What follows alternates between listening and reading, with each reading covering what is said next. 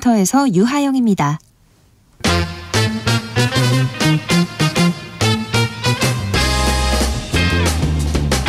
뉴스와 화제 여론조사 빅데이터로 집중 분석해 보겠습니다. 설 특집합니다. 여론과 민심. 여론조사 전문가 두 분과 함께 민심 정확하게 분석해 봅니다. 이강윤 한국사회여론연구소 소장님. 안녕하세요. 네, 배종찬 인사이트 K 연구소장.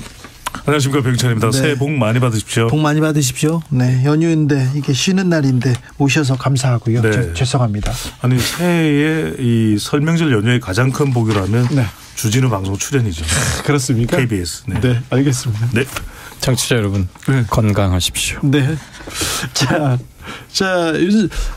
서울에 이렇게 모여서 정치 얘기들 많이 합니다. 세상이 왜 이래 이런 얘기도 그렇죠. 많이 하는데, 자, 윤석열 정부 어떻게 평가받고 있는지 지지율 추세 한번 볼까요? 네, 요 지지율 먼저 소개를 해드릴까요? 그럼 제가 네. 이강윤 소장님 계시니까 먼저 소개를 해드리겠습니다. 네. KBS가 한국 리서치에 의뢰해서 지난 18일부터 20일까지 네. 실시한 조사 결과인데, 설 연휴 들어가기 직전에 이제 설명절 민심을 좀 타진해본 그런 조사라고 볼 수 있을 겁니다. 그렇죠. 윤석열 대통령 국정 수행에 대해서 물어봤는데 잘하고 있다는 긍정평가 36.3%, 네. 잘 못하고 있다는 부정평가가 54.7%. 네. 그러니까 30%대 중후반 정도의 긍정 지지율, 네. 50%대 한 중반 정도의 부정평가로 나타났고요. 다른 이 전화 면접 조사도 크게 차이 나지 않고 비슷하게 이 정도 추세로 읽는 게 맞죠? 예. 취임하고 6월부터 한 5, 6개월 동안 견고하게 유지되었던 잘한다 30, 못한다 60. 네. 이른바 3대6 구도가 조금 균열이 갔어요. 예. 민주노총 파업 대응부터 시작해서 북한 무인기 그거 겹치면서 그래서 이제는 잘한다가 한 35에서 38, 못한다가 54에서 50 한 7, 8. 그 정도 수준으로 보면 되죠. 그리고 일단 거기서 잠시 멈추고 있죠. 네. 네. 오늘 소개해드리는 모든 조사는 중앙선거여론조사 심의위원회 네. 홈페이지에서 확인 가능합니다. 알겠습니다. 그런데요. 많이 올랐어. 이렇게 생각하는 사람도 있겠지만 정권 초인데 너무 지지율이 낮습니다. 뭘 잘하냐 몰라 이런 사람들이 많아요. 예, 여전히 50%에 미치지 못하면 물론이고 본인이 대선 때 얻었던 득표율에도 아직은 상당히 모자라고요. 예. 물론 여론조사 국정 지지율과 대선의 득표율을 단순 치환시킬 수는 없고 여론조사식으로 바꿔 말하면 작년 대선 때 얻었던 48.7% 정도가 여론조사 지지율로는 약 37%쯤 돼요. 네. 그러면 그걸 감안하면 지난번 대선에서 얻은 득표율에 거의 육박했다고는 보여지나 네. 그 이외의 사람들에게는 아직도 좋은 점수를 못 받고 있다. 자, 좋은 점수를 받지 못하는 이유는 뭡니까? 가장 큰 이유는 결국 사람이겠죠. 계속해서 이제 사람 관련 일이 터지거든요. 그러니까 네. 뭐 국정 운영의 미숙하다 이런 부분을 떠나서 지금 대체적으로 윤석열 대통령에게 덮치고 있는 악재가 저는 인재라고 봅니다. 네. 왜냐하면 해외 순방을 나가서도 결국은 발언 논란이 있을 때 그 발언을 한 윤석열 대통령도 결국 뭐 사람이니까요. 그다음에 이제 나경원 전 의원의 당권 도전과 관련된 파장도 사실 순방 효과를 좀 상쇄시켜버렸다. 그렇죠. 사라지게 만들어버렸다. 지금 물론 이제 순방에 대한 평가가 앞으로도 더 이어지겠지만 그런 현상으로 유발되는 것이 뭔가 좀 사람과의 관계. 그러니까 야당 대표인 이재명 대표와의 관계 또 당 내에서 이전에 이준석 대표와의 관계 지금은 나경원 전 의원과의 관계 좀 이런 일련의 관계들 사람과의 관계를 윤석열 대통령이 조금 더 잘한다면 지금보다는 더 지지율을 높일 수도 있을 텐데라는 지적을 받을 수밖에 없겠죠. 저는 기본적으로 동의하고요. 지지율이 이만큼 회복됐는데 여기에서 더 지금 정체돼 있는 이유가 윤석열 대통령 특유의 직진 본능 또는 예. 마이웨이 이를테면 단호, 강경, 엄정, 법치 내 원칙대로 예. 이것 때문에 최악의 국면은 벗어났지만 여기에서 더 나아지지는 못하고 있다.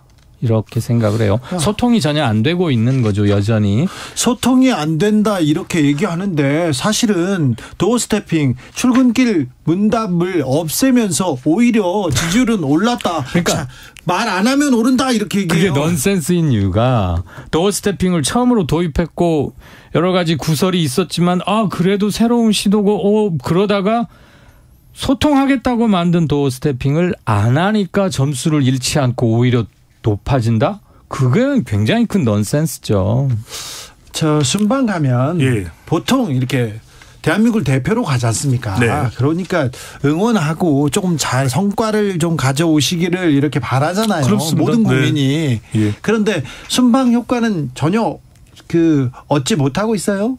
하나도 없다고 할 수는 없겠죠. 분명히 윤석열 대통령의 이 순방 효과를 경제적인 성과로 보면은 아랍에미레이트와 300억 달러 그러니까 우리 돈으로 한 37조 원이고 그리고 다보스 포럼에서도 여러 경제적인 또 원전과 관련해서도 영업사원 역할을 했다고 볼 수 있습니다. 그게 이제 눈에 보이지 않는 그런 계약으로도 얼마든지 이어질 수 있기 때문에 또 일정 마지막에 이 양자 관련된 성장 동력에 대해서 초점을 맞추는 윤석열 대통령의 찌리 연방 공대를 방문한 그런 건 또 긍정적으로 평가할 수 있습니다. 그런데 이제 두 번째가 뭐냐면 이 경제적 성과가 아니라 표현적인 논란인 거죠. 네. 그러니까 굳이 안 했어도 될 표현인데 그 표현을 해서 아랍에미레이트의 주적은 이란이다. 이게 지금 이란과의 관계도 관계지만은 우리 국민들에게도 상당히 좀 불안감을 조성하는 것이거든요. 그러니까 외교의 순방에 나갔을 때 윤석열 대통령의 이 발언 리스크를 어떻게 감당할 거냐. 근데 마지막은 저는 더 큰 것은 결국 국내에서도 이 그렇죠. 나경원 네. 변수가 그대로 존재하고 있었던 것인데 이 이란 관련된 부분을 뭐 계속해서 이걸 뭐 또 재차 언급하고 할 내용은 아닐 수도 있을 수도 있습니다만은 뭐냐면 좀 수습을 왜 이렇게 원만하게 못했을까. 그렇죠. 그러니까 그 발언이 있었다면 그 현장에서 그게 적절치 않았다면 현장에서 바로 바꿀 수도 있었을 테고 또 라이브로 이 전달되는 영상이 아니었다면 또 녹취문이 있을 것입니다. 분명히 대통령 발언에 대한 네. 이 녹취 원문이 있다면 그걸 보고서 이건 이게 외교 관계에서 적절한 표현이 아닌데 그럼 좀 보도 협력 요청을 요청할 수도 또 마지막으로는 맞습니다. 이란과의 좀 불미스러운 관계가 예상된다면 박진 외교부 장관이나 외교부에서 중동 아태국장이 이란에 연락을 해서 이런 부분들은 진의 원래 생각했던 그런 의도 나쁜 뜻의 의도가 뜻이 아니었다. 그걸 왜 안 됐을까 안 했을까 하는 것이 의문이 계속 남는 거죠. 윤석열 정부가 올해 어떤 분야에 이렇게 힘을 쏟아야 할까요? 저 국민들은 어떤 문제 풀어주세요 이렇게 보고 있습니까? 같은 KBS 조사 한번 보면요. 경제 성장시켜야겠다. 그리고 일자리 좀 많이 만들어달라. 29%, 28.9. 물가 안정시켜야 되겠다. 심각했죠. 27.9. 1%포인트 차이입니다. 네. 그리고 양극화 해소 및 사회 안전망을 좀 강화해달라 12.9%입니다. 이 세 가지를 합치면 네. 70%인데 그럼 이거 이 세 가지 모두 다 경제, 민생 그리고 삶의 질에 직결되는 것들입니다. 그러니까 윤석열 2080님도 전기요금 70만 원 넘게 나왔어요. 난방비, 네. 전기세 좀 이런 경제 민생에 대한 요구가 커요. 예, 2년 차이고 본격적인 윤석열 정부의 실력과 해법을 보여줘야 할 타이밍이죠. 뭐 꼭 굳이 내년에 있을 국회의원 선거를 염두에 두지 않더라도 사람들은 이제 정치와 편가르기와 수사 이런 것보다는 제발 실력을 경제 쪽에서 보여달라. 이거 확실합니다. 양극화 해소도 그 첫걸음은 경제적 문제에서 시작되는 거지 않습니까? 네. 다 이거 경제 민생 문제예요. 그리고 그렇습니다. 외교 리스크가 외교 무대 나갈 때마다 도진다는 것은 이제 국민들에게 무슨 하나의 트라우마처럼 되는 게 아닌가 그런 점에서 굉장히 문제고요. 네. 대통령실에서 이란이 오해를 한 것 같다라는 입장을 보였는데 백보 양보를 해서 그 말이 맞다고 칩시다. 그래도 오해의 원인을 제공했던 건 우리 측에 있는 것 또한 사실이거든요. 예. 그러면 적절한 타이밍에 적절한 수위에서 가장 중요한 건 본인이 직접 해명을 하거나 사과의 뜻을 밝히는 게 문제가 더 커지는 걸 막을 수도 있었는데 그런 점에서 좀 아쉽죠. 네. 영업사원 1호라는 것은 매우 재미있는 워딩이었고 귀에 쏙 들어오는 좋은 것이었음에도 불구하고 네. 점수를 까먹었기 때문에 그냥 외교 성과는 유야무야 되고 있는 게 아닌가. 대통령실하고 또 외교부에서 조금 더 좀 어떻게 해야 돼? 정확한 좀 그렇죠. 정확한 표현 그리고 그 이후에 정확한 대응이 좀 나와야 될 것 같습니다. 두말할 필요 없이 실수였거든요. 실은 우리 장병들 격려하는 거니까 굳이 그렇게까지 안 해도 됐는데 울컥했을 수 있죠. 나가서 우리 군인들을 보고. 그렇지만 그런 말이 나왔을 때 바로 불을 껐으면 그렇죠. 이건 좀 그렇다. 오해하지 마시라. 특히 외신들 이거 확대 해석하지 말아달라. 이랬으면 바로 끝날 문제였거든요. 이광용 소장님 말씀에 저는 전적으로 공감하는 것이 이광용 소장님도 말씀하실 때 보면 여러 번 그 부분을 정확한 표현인지 판단을 하시거든요. 우리도 뭐 다른 패널들도 마찬가지고 그러면 그때 대통령의 발언 때 좀 잘못이 있었다면 누군가 의전 비서관이든 또 중동 전문가 안보실에서 파견되어 있는 수행하고 있는 누군가 있을 테니까 이 부분 좀 바로 현장에서 조정하는 것이 낫겠습니다. 그렇죠. 그러면 조정을 해버리면 끝이 났을 테고. 만약에 그렇죠. 그 자리에 있는 언론한테 이게 외교적 문제가 있고 그렇습니다. 국익 차원에서 이 정도는 조금 좀 보류해달라고 그러니까 얘기하면 발언을 정정한다고 해버리면 되는 거예요. 그렇죠. 바로 됩니다. 발언 정정하면 물론 현장 녹음 영상은 있지만 대통령실과 대통령 이러한 입장을 밝혔다 그러면 그냥 바로 첨부가 되니까 문제가 그렇죠.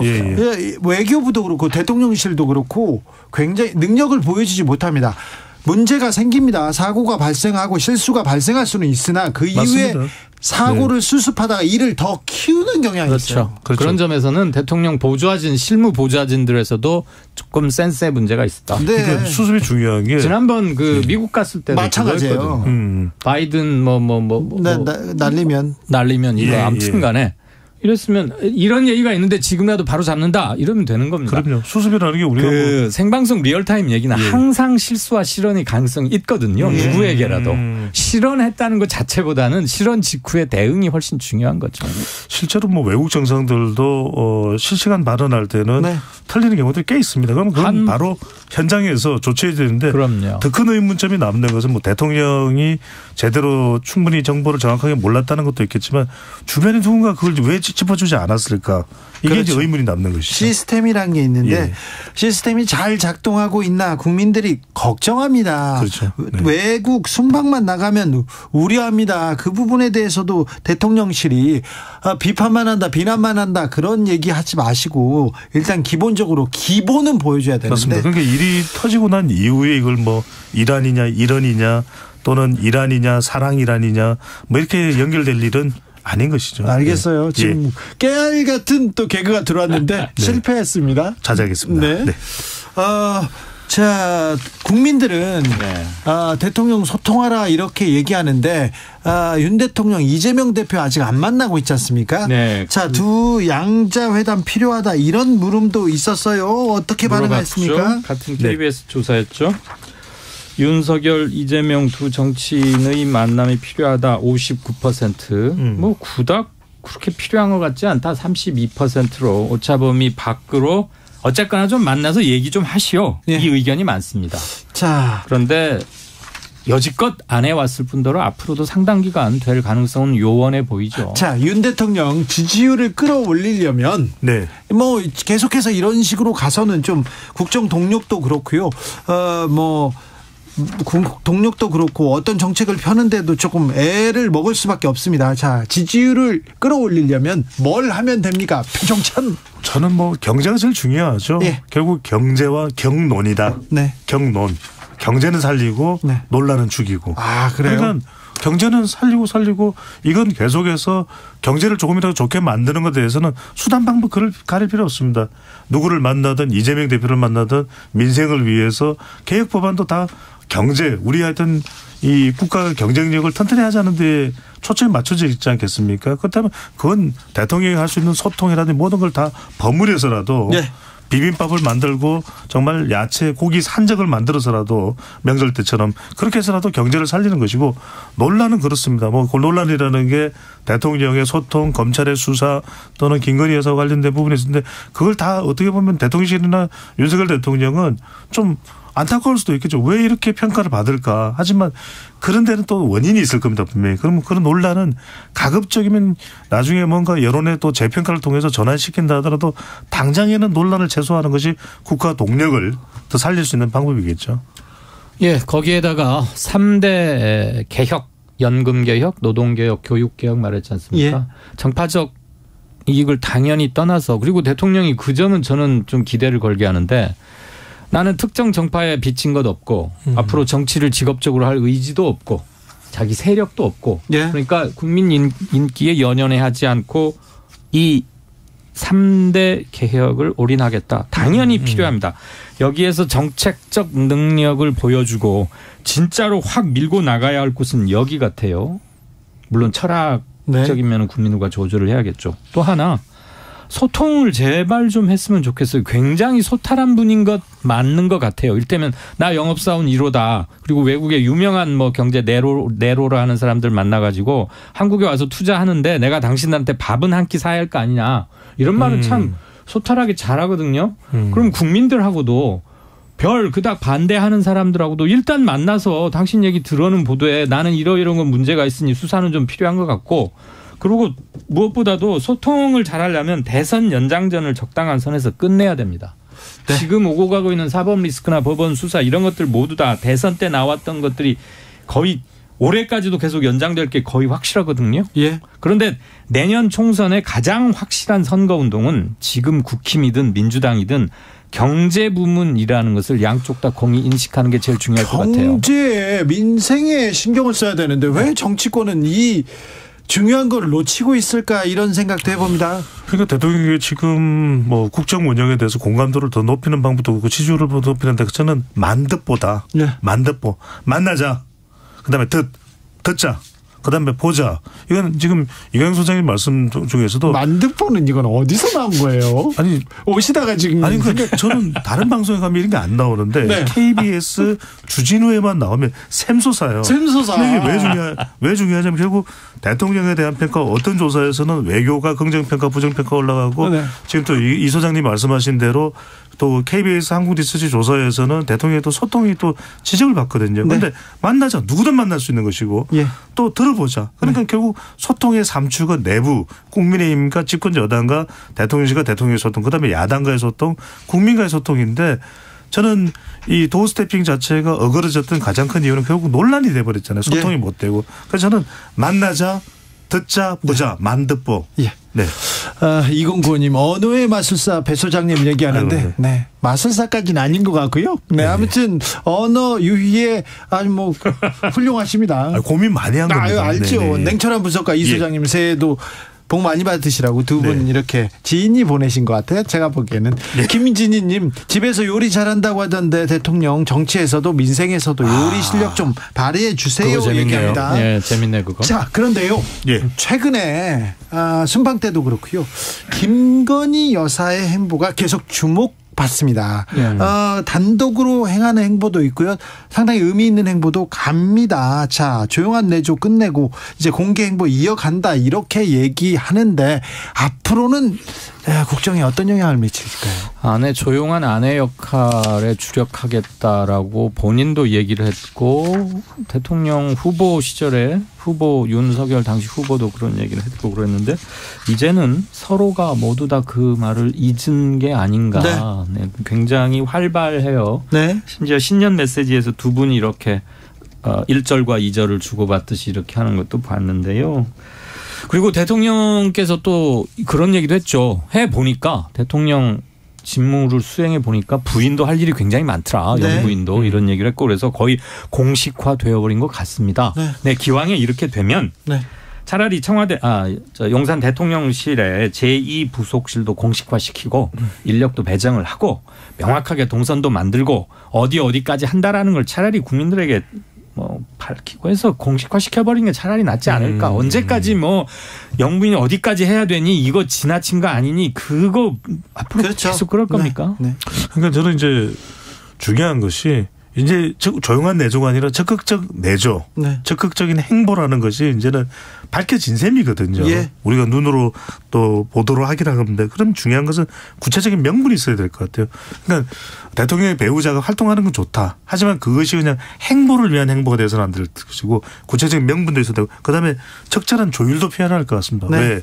김건희 여사가 분명히 이건 명분 있는 행보로 가지만 또 정치권에서 볼 때는 이게 또 논란이 되는 그런 소지가 되기도 하거든요. 그렇다면 대구 소문시장 같은. 그렇습니다. 그런 이런 적절한 조율을 통해서 말 그대로 궁극적인 목적은 어디에 가 있어야 될까요? 윤석열 대통령의 국정수행에 보탬이 돼야 된다라는 네. 것. 그걸 늘 그 기준점에서 잊지 말아야 되겠죠. 김건희 여사는 뭐 영부인이고요. 네. 뭐 역할을 하고 뭐 할 수밖에 없습니다. 그런데 대통령실에서 김건희 나오면 리스크 따로 나오지 않습니까? 수사는 네. 왜 안 받느냐, 주변은 뭐 왜 정리가 안 됐느냐, 박사학위는 어떻게 됐느냐 이런 얘기가 나오는데 이런 부분도 깔끔하게 정리해 주는 것이 예. 예. 그런 거는 수사나 뭘 통해서 한다는 게 굉장히 애매하게 되어버렸습니다. 타이밍상. 미리 좀 밝힐 필요가 있는 것 같고요. 예. 그다음에 무슨 조명을 켰니 안 켰니. 그때 어디 외국 갔을 때 이렇게 어린 환자를 예, 안고 예. 이런 논란이 주로 올라오면 안 됩니다. 예. 자, 그리고요. 네. 서울 밥상머리 민심 좀 최대 화두가 됐어요.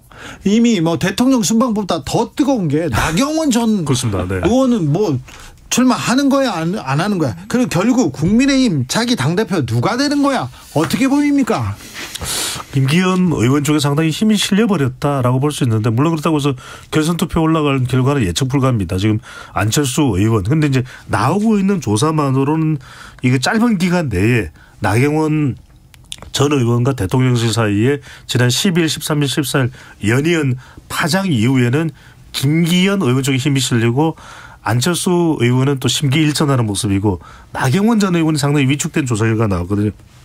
KBS 이 한국리서치 같은 조사입니다. 한국리서치 여론조사 보면 국민의힘 지지층에서 김기현 28.2, 안철수 19.3, 나경원 14.9입니다. 네. 그러니까 이게 불과 4주 전만 하더라도 선두를 거의 모든 조사에서 달리고 있었던 나야 나경원 이랬던 나야 나경원입니까? 예, 예. 그랬어요? 그 나경원 전 의원이었는데 이렇게 된 가장 큰 이유는 이 갈등이 불거진 파장 이른바 나경원 전 의원과 대통령 사이의 나대 파장 이거라고 봐야 되겠죠. 그 대통령의 의중이 어디 있다는 게 매우 거칠고 노골적인 방법으로 전달이 됐잖아요. 조금 촌스러워요. 그냥 사직서 냈는데도 네. 야 문자로 사직서 내는 거 어딨어? 종이로 정식 내야지. 그래서 종이로 냈더니 해임을 시켜버렸어요. 지금 김기현과 안철수 차이는 5차 내이고 김기현과 나경원 사이는 5차 밖으로 벌어졌는데 불과 이거 일주일 정도밖에 안 걸렸어요. 이렇게 순위 뒤바뀌는 데에는. 그래서 전통적 보수 지지층 분들에게는 대통령실 또는 대통령의 의중이 어디 있다는 게 직접적인 바로 영향을 미치는 거고요. 민주당 지지층들에서는 이렇게까지 한 군데로 쏠리지는 않을 겁니다. 도대체 윤 대통령이나 대통령실에서 왜 이렇게 나경원 저 사람을 저렇게 세게 다룰까 강하게 밀어붙일까 이러겠는데 네, 저분요. 아마도 저 정치인. 네, 전 원내대표를 네. 아마도 가장 확실한 친윤이 아닌 것 같아서가 제일 분명한 이유가 아닐까 그런 생각이 나경원이 들고요. 친윤이 아니다. 또 여기에는 또 많은 사람들이 의아해합니다. 그다음에 친윤이야 외치고 다녔는데. 반윤의 우두머리 이런 말이 나오는 것도 저는 매우 오버한 거라고 보고요. 그다음에 나경원 전 원내대표의 행보도 아침 다르고 저녁 다른 것 같고 정말 저분이 출마할 생각이 있을까? 자, 그래서 어떻게 판단 짜집니까? 저는 출마 안 할 가능성이 0.1%포인트라도 많을 것 같고 설령 한다 해도 결선 투표에 못 갈 게 확실시 된다면 대통령 의중이 실려있는 김기현 의원이 아닌 다른 후보의 지지를 선언하면서 빠질 만큼 정치적으로 무슨 싸우는데 익숙해진 근육형이거나 DNA가 있는 것 같진 않아요. 그렇죠. 근데 저도 출마가 어렵다고 보는데 그럼 출마를 안 하면은 이 난국이 돌파가 되느냐 나경원 전에 그렇지도 않은 것 같아요. 정말 사면초가 정말 이 첩첩산중의 협곡에 둘러싸이는 나경원 전 의원의 상황이 아닌가라는 생각이 듭니다. 사면초가 첩첩산중. 네. 안철수 의원은 조금 어부지리 얘기 나옵니다. 네, 일부에서는 어부지리 얘기도 하던데 저는 지금 국면에서는 물론 3월 8일까지 한 달 조금 더 남았습니다만 그럴 가능성이 그렇게 높아 보이지는 않는다. 안철수 의원에게는 국민의힘은 여전히 아직도 시집 온 지 얼마 안 된 낯선 사람들이 좀 더 많은 시댁이다. 네. 그래도 이번 설 명절은 잘 보낸 것 같아요. 예. 아니 그 목소리에 힘이 붙었더라고요. 안철수 의원은. 그래요? 예. 그리고 뭐 이란 적 발언도 그거 잘못한 거 아니다. 뭐 유감 표명할 일도 없다 이렇게 많이 얘기를 하고 계시던데. 근데 국민의힘 당권 주자들은 다른 얘기는 안 하고요. 다 윤 대통령 칭송, 내가 윤핵관과 가깝다, 뭐 내가 진짜다 이 얘기만 하세요. 아직도 그래요. 요즘 뭐 진윤, 멀윤 막 얘기 막 많이 그러다가 나오는데 김기현 후보가 하나 얘기한 게 여성도 민방위 훈련 받아야 된다 이거 얘기 나오는데 참 그거는 또 어떻게 봐야 되는지. 반윤은 없는 거예요. 아마 국민의힘에는 네. 반윤이란 그룹은 없어요. 이게 여성들이 예비군이 될 수는 없거든요. 예비군은 군대를 갔다 와 예비군 하는 거기 때문에. 그래서 민방위. 깨알지식으로. 네, 알겠습니다. 네. 자, 검찰에서 네. 검찰이 아니죠. 조선일보에서 검찰의 공소장을 이렇게 대장동 관련된 이재명 대표의 공소장을 공개하면서 밥상머리에 이재명 대표의 검찰 리스크, 사법 리스크가 딱 올라왔습니다. 자, 네. 국민들은 어떻게 받아들일까요? 그거 검찰이 주장하고 싶어하는 현재로서는 추측 아닙니까? 일테면 핵심은 그거였죠. 뭐 나무 김만배로부터 시작되는 게 유동규 정진상을 거쳐서 이득의 얼마 4분의 1을 분배하기로 했다는 것을 당시 이재명 시장이 승인했다. 네. 라는 거 지금 얘기잖아요. 그렇죠. 검찰에서는 이재명 대표가 김만배 지분 절반 받기로 했다. 이렇게 공소장에다 적었어요. 그런 거는 물증이 있을 리가 만무하고요. 진술이겠죠. 아무개가 이렇게 진술했다. 정진상이 그걸 보고 했는지 어쨌는지는 지금 확인이 안 되고 있고요. 이것으로 아마 이재명 대표는 당연히 기소가 될 겁니다. 네. 불구속 기소, 뭐 체포동의안이 부결된다면 불구속 기소가 될 것 같은데 이거가 검찰의 단순 뭐 상상 또는 추측인지 근데 이런 게 공소장에 쓰여 있다더라라는 이름으로 전달되는 것이 피의 사실 공표는 아닌지 우리는 왜 해묵은 질문을 계속 같은 것을 또 하고 있는지에 대해서는 별 말이 없네요. 이러나 저러나 이제 이재명 대표에게는 계속 부담이 되겠죠. 그 진위 여부와 다르게 보도되는 내용은 그냥 설 명절 연휴에 이 모바일을 타고 또 휴대폰을 타고 일파만파 퍼질 수밖에 없는 것이거든요. 네. 근데 물론 이제 가장 핵심은 이강윤 선생님 말씀하신 데 근거입니다. 과연 그 근거가 있느냐. 그런데 과연 일반 국민들이 이런 근거를 쫓으면서 사건을 이해하고 또 풀어나갈 것이냐 풀어갈 것이냐 그렇지는 않을 거라는 것이거든요. 그래서 저는 굉장히 부담이 된다. 그래서 저는 28일이 중요할 것 같아요. 28일이요? 얼마나 28일이 이 소환을 받아서 이제 나가서 네. 해명을 하는 내용이 바로 소환입니다. 위례지구와 대장동 관련이거든요. 그런 일련의 내용들이 총망라될 수밖에 없기 때문에 결과적으로는 이 지지율에 부담을 주는 이 부분을 28일 어떤 식으로 이재명 대표가 반전시킬 수 있느냐 없느냐 또 더 많은 내용들이 검찰로부터 나오느냐 이 부분이 핵심이라고 봐야 되겠죠. 움직일 수 없는 증거를 어디까지 갖고 있고 그것을 아직 저희들로서는 접근할 수 없는 상황이기 때문에 현재로서는 상식과 합리의 기초에서 추론할 수밖에 없는데 이재명 대표가 당시 시장이 한 푼도 받은 적이 없다는 것을 한 100번은 말했어요. 모든 네. 공식적인 자리에서. 네. 그렇게 자신 있게 말을 했다면 뭔가가 있을 것이고 만에 하나 검찰이 정말 직접적 수뢰 또는 간접적 수뢰를 명백히 승인하거나 동의하는 흔적이 나온다면 두말할 것 없이 이재명 대표는 정치적 책임을 지어야 되죠. 법률적 네. 책임과 함께.